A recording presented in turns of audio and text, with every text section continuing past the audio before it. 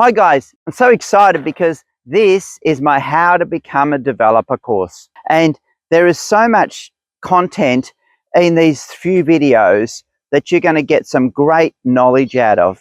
And I've learned along the way through trial and error and so forth. As most of you know, I have a development portfolio over 35 million in 4 states. So what I'm going to do is I'm going to try and give you as much info here as I can to help you along your journey of property. So this is video 1. In video 1, what I want you to do is I want you just to step back a bit and understand 2 things. The first thing is about you. I want you to understand you. And what I want to do is I want you to understand what kind of a developer you are. So in developing, there are many different types of development.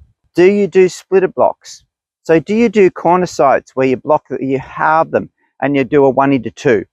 Do you do 1:3? Do you do 1:4 splitter blocks? Do you do knockdown duplex builds? Do you do townhouse development sites? Are you a land subdivision developer? Or are you interested in the big high-rise apartments, the big apartment buildings? Whatever it is, you need to find out what kind of developer you are. What you need to do is understand there's a lot of risk involved with this. So you're not going to do a project and in 6 months become a multi-millionaire. It just doesn't happen that way. More often than not, you'll be a bankrupt.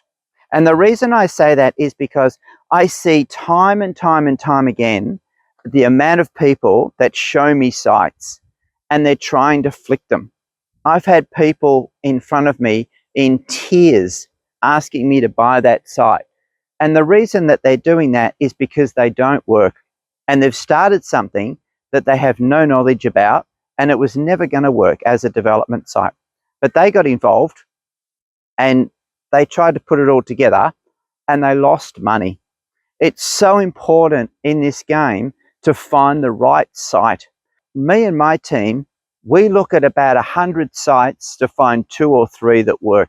Not every site is financially rewarding. It might be developable, but it doesn't work on paper and you won't make money. So there are lots of different things that you need to consider when putting a deal together and making a project work. To demonstrate this, I'm going to give you 2 real-world options. Have a look at the development site that's on the screen right now. This is 10 units or apartments. Now, looks quite nice, right? Would you build this? Now, have a look at the screen. This is 6, not so flash, right? Have a look at that. Now what I want you to do is I want you to pick, which one would you pick?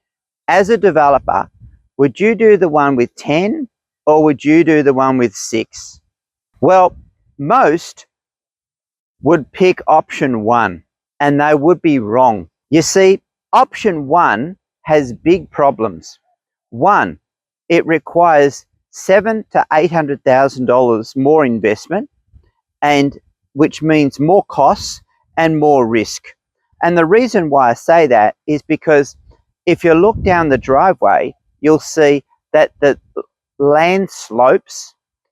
In addition to that, there is an underground car park, which costs roughly $700,000 to $800,000. You have more engineering, you have more costs involved, you have concrete, which is extremely expensive, you have lots of drainage issues. You might get more units, but at what cost? And remember, we're in this game to make money. We're not in this game to lose money. So the 6 apartments looks a great option, right? Because it's a rectangle, they're easier to build, they're quicker to get DAs through. It's an easier site to work with because it's flat. So have a look at that. Option 1 means we're overcapitalizing and we're going to kill our profits really quickly. The second thing is time. Time is money in this game. The longer our development goes through council and gets all the permits, construction happens, time is money. So what we want to do is we want to lessen the time that it takes on a development. So on that bigger development where you've got 10, would have taken a lot more time because you've got a lot more issues that the town planner in the council would have to go through and sort out. You've got a massive amount of drainage issues, which is hugely expensive, and you've got engineering issues because of the land of the slope and so forth. So this is really important. The longer the development takes, it's more simple to move forward with an easier plan. The third part is the profit. It's not more profitable. Bigger isn't more profitable necessarily. You can do other developments with lesser, and less is more generally in this game. Depends on the site, but less is more. The difference is in the hold. Remember, the longer it takes to hold the property, the more finance cost you've got, the more engineering you've got, the longer it takes to build. All of this has to be looked at as an overall view. And what we need to do is we need to assess that. And that all goes into our feasibility costs.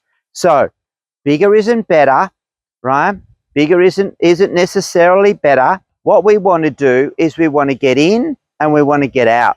And we want to make good profit along the way. More of that later as I go into the other videos. I'm going to be showing you real life examples of sites that I've seen and sites that I've worked on to be able to give you the best knowledge that you've got to go forward in your development dream. So stay tuned.